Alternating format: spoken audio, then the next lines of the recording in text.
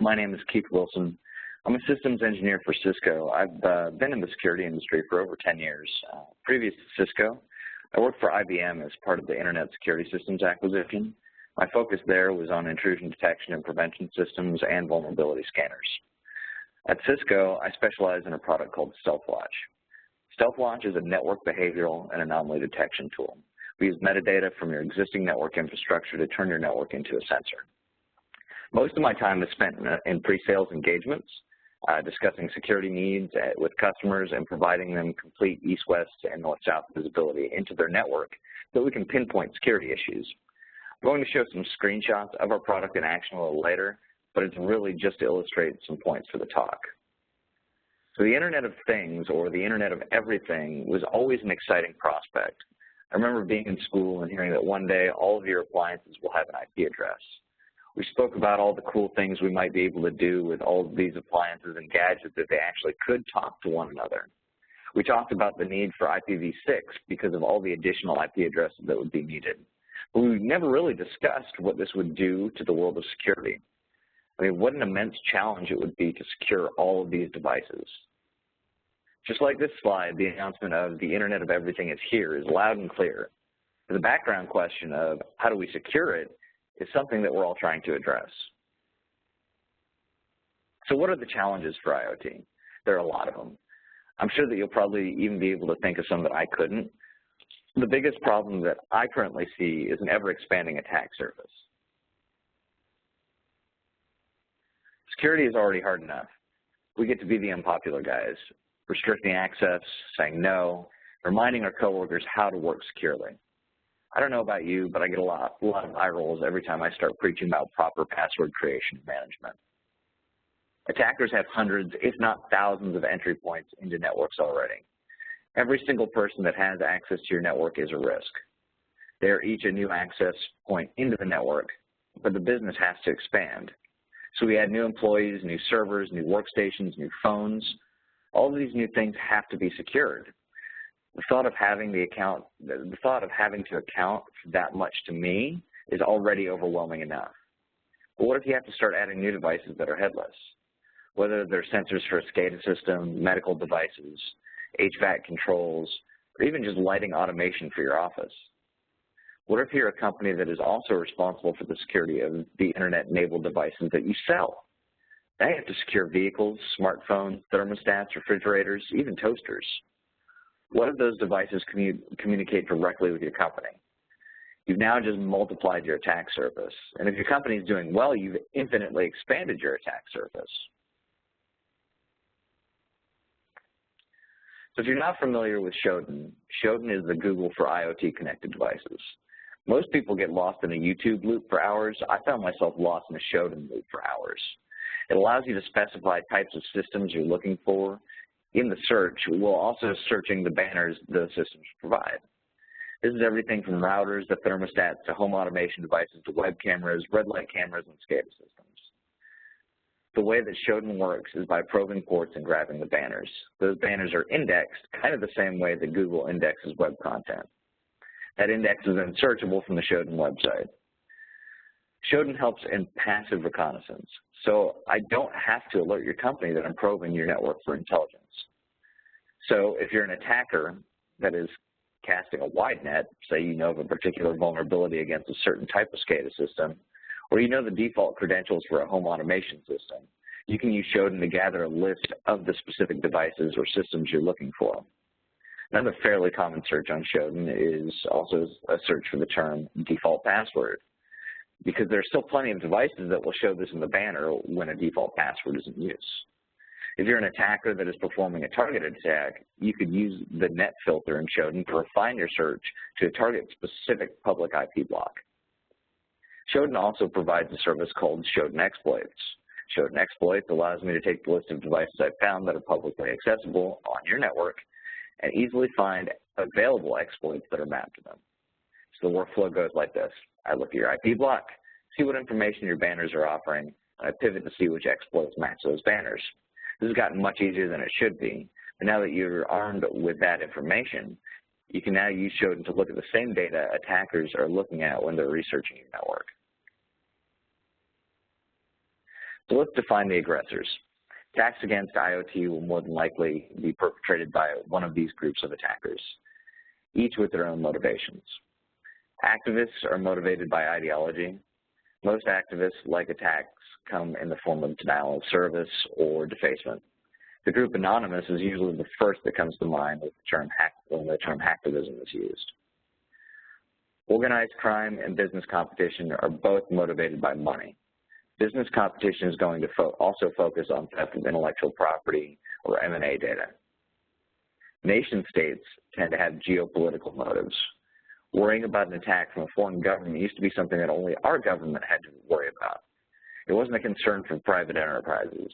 Now the scope is expanded.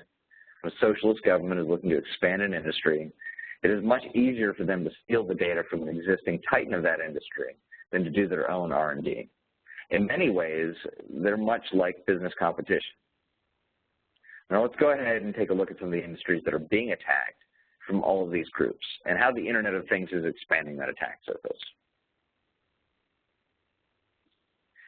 The Internet of Things in the medical community takes on a whole new world of importance, since the network-connected devices in these environments can be responsible for assisting or sustaining life. A 2014 Wired.com article titled, "It's Insanely Easy to Hack Hospital Equipment," discussed how devices like drug infusion pumps, so think morphine drips, chemotherapy, and antibiotic delivery, or Bluetooth-enabled devices like defibrillators and pacemakers that are used to regulate heartbeat, or even refrigerators, the kind that have to be temperature-specific for blood and drug storage. They're all vulnerable and, frankly, not that hard to exploit. Most of the devices tested had several security holes in common, like weak passwords, default or hard-code easy vendor passwords, or embedded insecure web servers. Healthcare companies also have a large target painted on them because healthcare records have a much higher dollar amount tied to them than credit cards. Credit card numbers can only be used a handful of times before they're shut down, so they're worth only about $1 each. But because medical records can be used to file fraudulent insurance claims, obtain prescriptions, and can be used over and over for identity theft to open new credit cards, they can be worth anywhere from $50 up to $350 each. In my experience, hospitals tend to lack segmentation and security procedures. It's not to say that they don't want them. It's just an overwhelming task that hospitals haven't traditionally had to deal with. On the 1st of January last year, a key provision of the American Recovery and Reinvestment Act of 2009 went into place. That provision being that all public and private healthcare providers were mandated to begin using electronic medical records. This added even more information on the network that had to be secured. Hospitals are dealing with attackers that have a large monetary motivation trying to obtain those high-worth electronic medical records, while at the same time fighting the balance between accessibility and security. So I used to love to watch the show Burn Notice. There was a ton of super spy action set in the South Florida backdrop. Michael Weston was the main character, a former spy who had fallen out of the good graces of the U.S. government, and he's trying to get back into them. There was an episode where Michael explained that whenever you make something more secure, you're also making it less accessible. You have to find a compromise that suits your needs. He demonstrated this by smashing the drywall in the house of a competing spy to find an object he was looking for. For the person hiding the object, it was a compromise of security and accessibility to hide it in the wall. Hospitals are dealing with this balance all the time because if a doctor doesn't have access to the right information or tools at the right time, people lose their lives. If the devices they're using aren't secure, people could also lose their lives, or at the very least their identity. So here's an example from a healthcare provider I worked with while doing a security evaluation of their network with StealthWatch. This is just one of several flow records that all had uniformed low byte counts going to and from a host in China. This healthcare provider does absolutely no business with China. The device that we're seeing the connectivity to is a medical device within the hospital's network.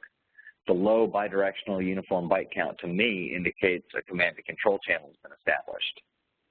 To date, all of the cases I've personally seen of compromised medical devices haven't been as severe as what was described in the Wired article, where they were actually able to compromise devices in a way that could harm a human life.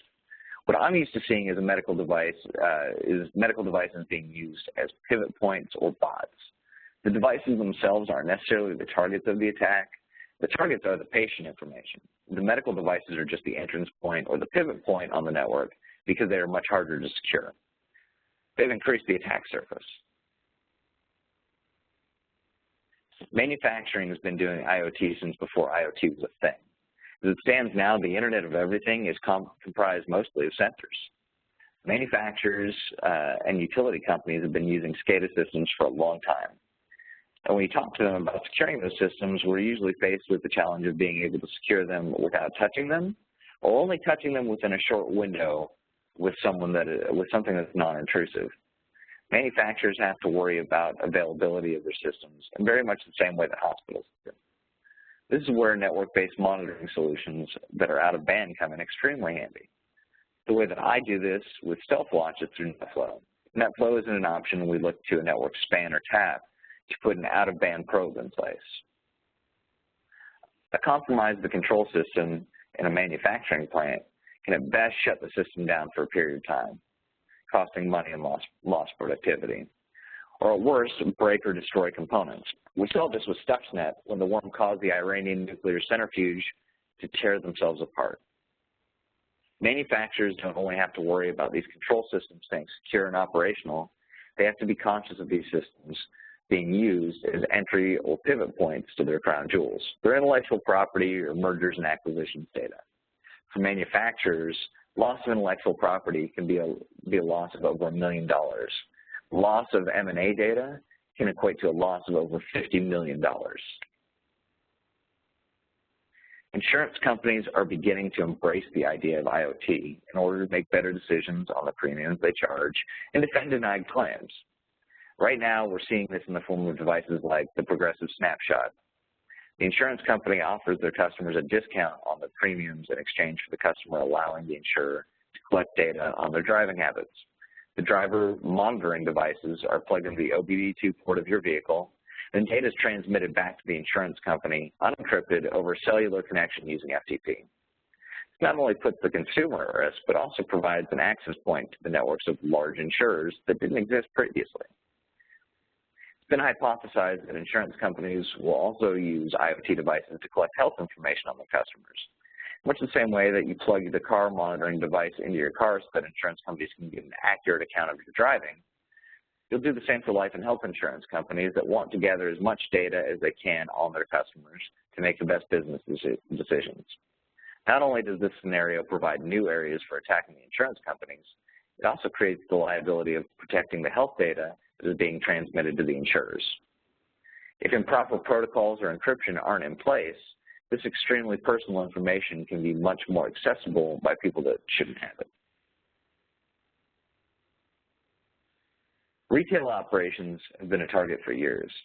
Generally, the target of the attack is the point-of-sale machine. However, vendor contracts and customer data are still coveted by competitors. I can see this customer data becoming even more of a prize as IoT begins to grow. One of the main benefits of the Internet of Everything is that companies are able to collect more data about the consumers they service. Although a company knowing everything about you is a bit unsettling for the consumer, it's a massive win for the retailers. The more detailed customer data it gets, the more valuable it becomes, not just to competitors, but also organized crime. Controlling inventory is becoming more and more difficult, but it's becoming increasingly important as retailers are trying to extract more profit from their stores. To help cope with this, retailers are looking to the IoT for devices like shelf sensors, smart displays, and digital price tags. The downside of adding all these new devices is that you are, again, expanding the attack surface. Being able to exploit a smart display could give me an entry point into the network to eventually pivot to PCI data on the point-of-sale machines or other sensitive areas of the network. Being able to manipulate digital price tags could allow an attacker to manipulate the price of items, at the very least causing a loss of productivity or customer satisfaction. At the worst, the company will end up taking a loss on items sold. Having the ability to manipulate the input of inventory control sensors could trigger an order of more merchandise than is needed by the store, which could result in a monetary loss for the retailer. The majority of IoT devices aren't what administrators are used to dealing with on the network. Also, the software that runs on the devices is created by people who are used to traditional software firmware development, not security. Network and security administrators are used to having some sort of interface they're able to update through. Usually, there isn't even some sort of centralized update mechanism in which updates can be pushed. The majority of IoT devices are either very difficult or impossible to update. These devices can tend to be a bit of a black box. You just have to trust that the manufacturer secured them properly. If there is an interface, it will most likely be web-based. This introduces security concerns around authentication and web application exploits. If you have a program and tools in place for testing applications, more specifically web applications, this will give you a leg up when implementing these devices. Encryption is another concern. Some IoT devices have enough hardware resources to perform encryption. However, most of them are lacking. If you are implementing devices that provide encryption, you want to verify from the manufacturer what standards are being used for the encryption. Is it something they just made up? Because that can happen. Or is it an industry standard? If it's an industry standard, is it an updated version? Now, just a minute ago, I'd hit on testing the web interface of the IoT devices that you bring into your enterprise. The device manufacturers aren't security experts, and they don't think like security experts. They have code deadlines to meet, and products need to be developed and delivered to market. In traditional software development, this mindset wasn't ideal, but it was okay because updates and patches could be pushed later. However, as we already discussed, IoT devices tend to lack a mechanism for updates. So if you've performed your own vulnerability tests on the web front ends of the devices, you can at least be aware of security issues that the devices might present and choose how to protect them another way, maybe by enabling specific signatures on your network IDS or blocking certain protocols or applications at the firewall. Another security challenge that has been raised by the Internet of Things is the ability to protect the consumer. New devices, especially those that don't have any sort of way for the user to update them, especially those that aren't thought about as a computer, especially those that have an interaction with the physical safety of the consumer, present many new issues of their own. These issues aren't going to fall on the backs of the manufacturers, whether it's fair or not, and that's because the manufacturer's reputation and liability is on the line. The only real way to address these issues is by doing more thorough vulnerability testing before the product is shipped, and by providing the user with a means to know when updates are available, and then be able to perform those updates. One of the most widely used standards to connect IoT devices wirelessly is Zigbee. The Zigbee Alliance that developed this standard includes companies like Samsung, Philips, Motorola, and Texas Instruments. Devices that implement the Zigbee standard are objects used for remote control, home automation, and smart energy. The Zigbee stack consists of 4 layers: physical, medium access control, network, and application. The Zigbee protocol is based on an open trust model, meaning that each layer trusts the others. Because of the open trust model, encryption only occurs between devices. Zigbee networks use 2 types of encryption keys. The network key is used to secure broadcasts. It's shared among all the devices in the network. There may be multiple network keys, but only one key will be active at a time. There are 2 ways for a device to acquire a key, either key transport or pre-installation. The second key, the link key, is used to secure unicast communication. It's only shared between 2 devices. The link keys are acquired through key transport, key establishment, or pre-installation. Tobias Zillner from Cognizant spoke at Black Hat last year about his assessment of the security behind the operations of the Zigbee stack. Overall, the encryption was strong, but the protocol relied heavily on the secrecy of the encryption keys as well as their secure initialization and distribution, meaning access to digital keys could give me physical access to a house and the ability to control lighting and HVAC systems. Essentially, we've replaced having to obtain the physical key to unlock a door with having to obtain a copy of the digital key to unlock a door. If you're interested in learning more about Tobias' study, which goes much more in depth than what I've discussed here today, I'll have a reference slide with a link at the end. So I do a lot of traveling for work. And a few months back, I stayed at a hotel that was using Nest thermostats. Nest thermostats are pretty neat. They're self-learning, and I can see why they might be beneficial for a hotel that is trying to save on its energy costs.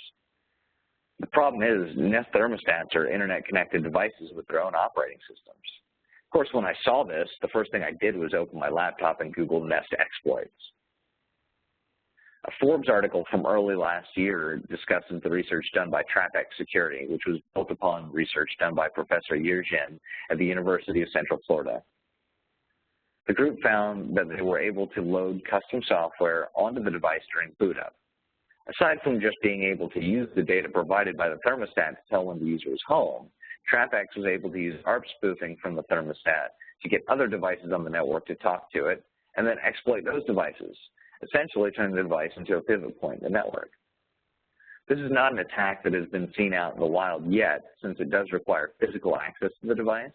This made me think about what a huge problem this could be for the hotel, because I could easily have complete uninterrupted physical access to this device, essentially giving me a plant into the network that I could use as a pivot point to more devices like customer information or point-of-sale machines.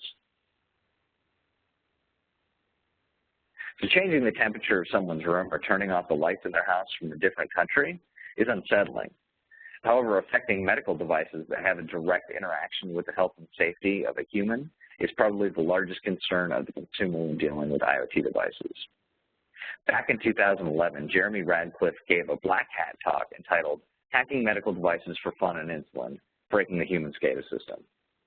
A previous DEF CON talk about hacking smart parking meters inspired Jeremy to look into hacking his insulin pump.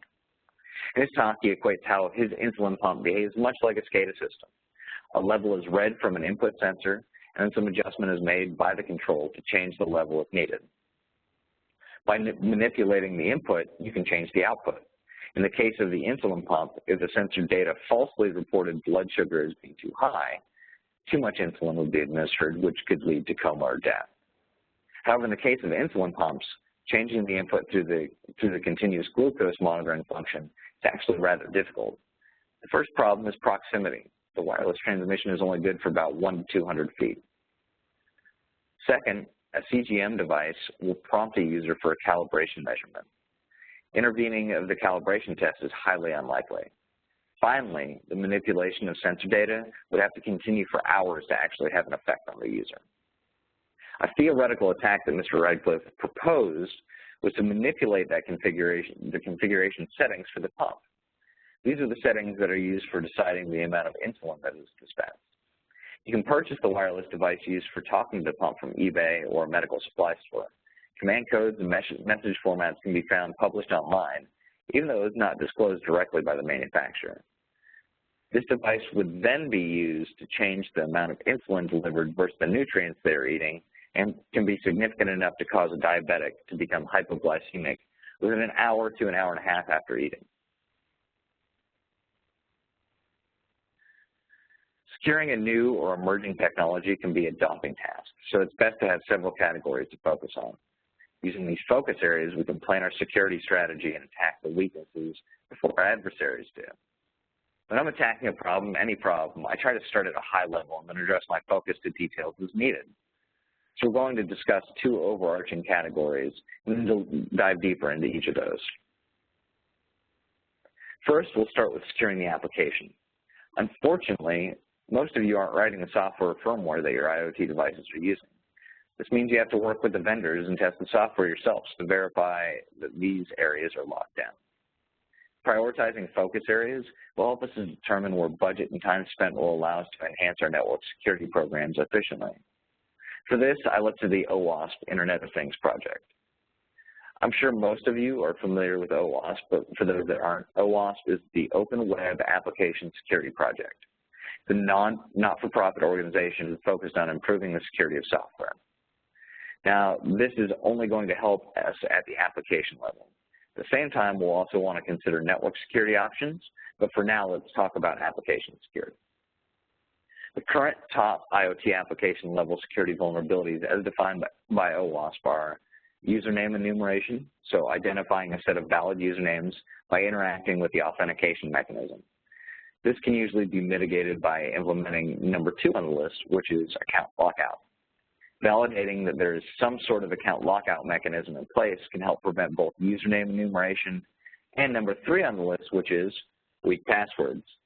Many of the default or maintenance passwords used on IoT devices are weak, and in a lot of cases, they can't be changed.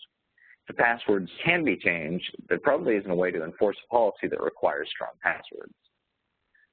Unencrypted services is number 4 on this list. Earlier, we talked about the Zigbee stack and how communication between devices was encrypted. Unfortunately, this isn't always the case with IoT devices.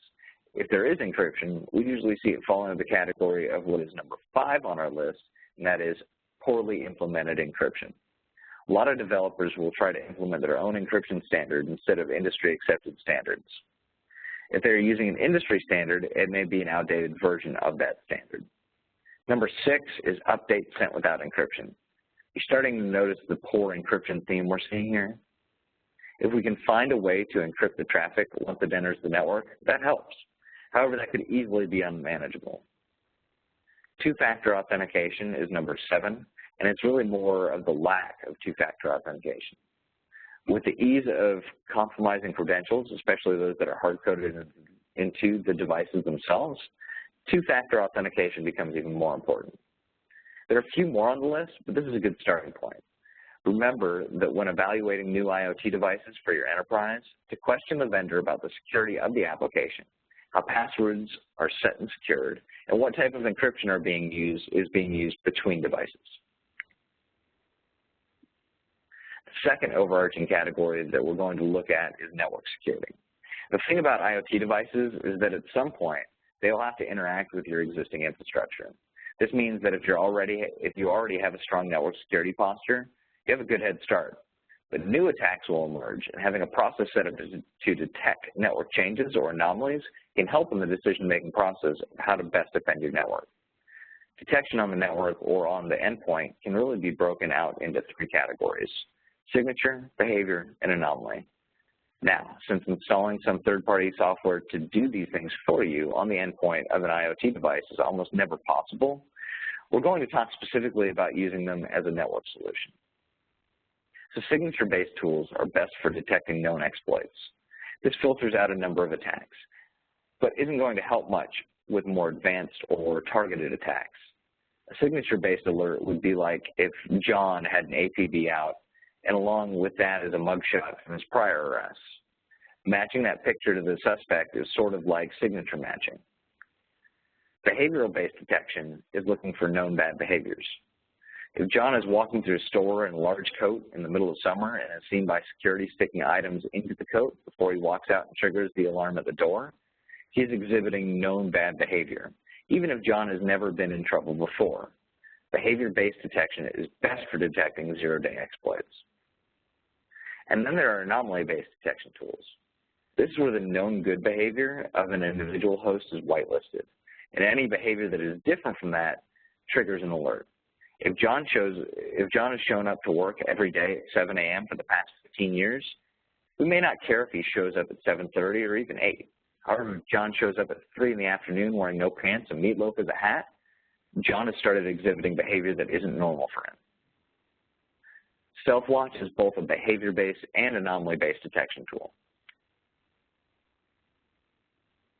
In the world of IoT, anomaly detection works extremely well. That's because most IoT devices are very predictable in the jobs they perform.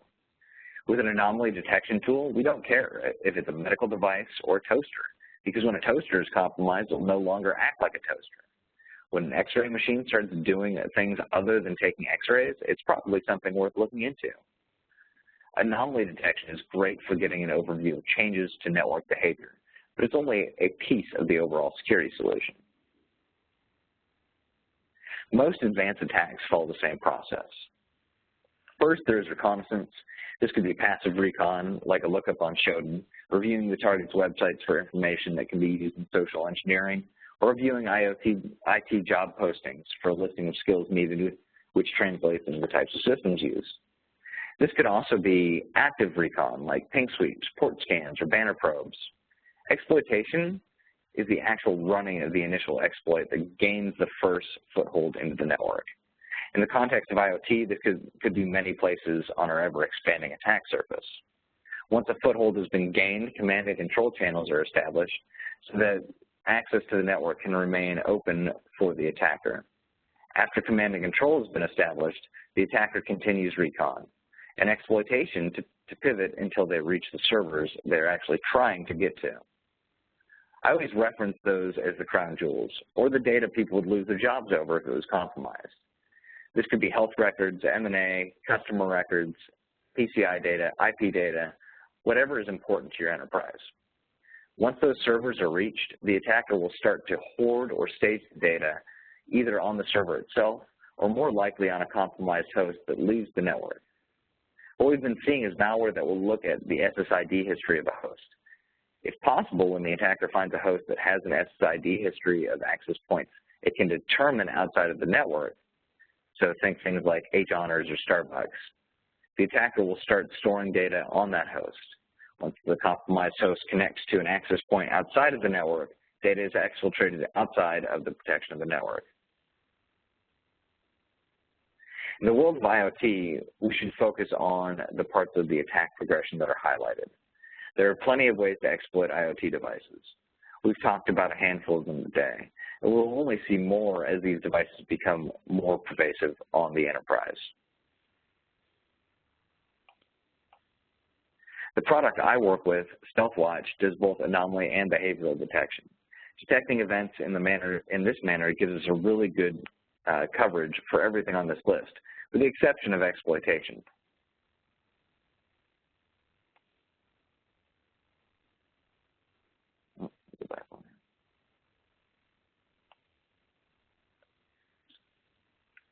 Making it the one area of overlap that we need to look to another area of our security stack to address. So in my world, this is Cisco's AMP products. That's because I work for Cisco. If you have another product that will analyze the traffic of the actual exploit, this is where you would plug that tool in, making not only your network security program strong by using multiple layers, but also providing full coverage for network-based detection and remediation for attacks against IoT devices. Aside from improved network performance, network segmentation can also help to maintain the security of your network. I'm sure most of you are segmenting your network, which is great. If you aren't already doing this, start planning it out now. You want to make sure that access to IoT devices is only available to the users and hosts on the network that need access, and also only allowing the specific ports and protocols to those devices that need to be there in order for them to run. Limiting access to IoT devices greatly reduces an attacker's ability to compromise those devices. In StealthWatch, we use host groups that can help us define logical segmentation. This is a nice soft approach that can be beneficial to planning actual segmentation. By viewing which host groups are talking to which other host groups, we can make decisions on how we believe the network should be segmented. We can then set policies or alerts in the software to baseline the communication between these host groups or notify us if unauthorized or unexpected communication is occurring. By getting this sort of insight into what is actually occurring on the network versus what we hope or think is occurring, can help us to verify that implemented segmentation is working the way that it is planned. Or if segmentation is still a project your team hasn't started, this can help answer questions about the network that will help you effectively and efficiently segment your network. When I'm working with customers, I like to ask them to define some key areas of their network. This could be servers that contain HIPAA information, different branch offices, different organizations inside the network. I ask them how they would like to segment the network in a perfect world. Then we build out some groups based on that. Eventually, we translate that into a map within StealthWatch that we can use to monitor who is accessing what and get a nice visual on it. Even if there is no user authentication to IoT devices, it's a good idea to monitor the users on the devices that are making connections to the IoT devices. Having the ability to correlate user information to network traffic allows you to look for compromised credentials, privilege escalation, or unauthorized access. Much like segmenting your network, you can use some sort of monitoring tool to plan out your network access control implementation.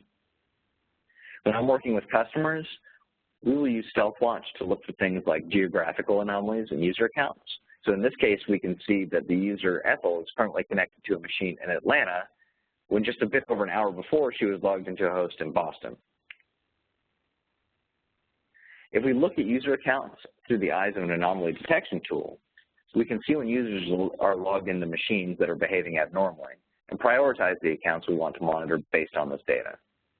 Digging into the events and the machines these user accounts are tied to can help us look for network compromises. If we pivot this into a filtered list of users that access our logical segment of IoT devices, we have quick insight into any connections we should be concerned about.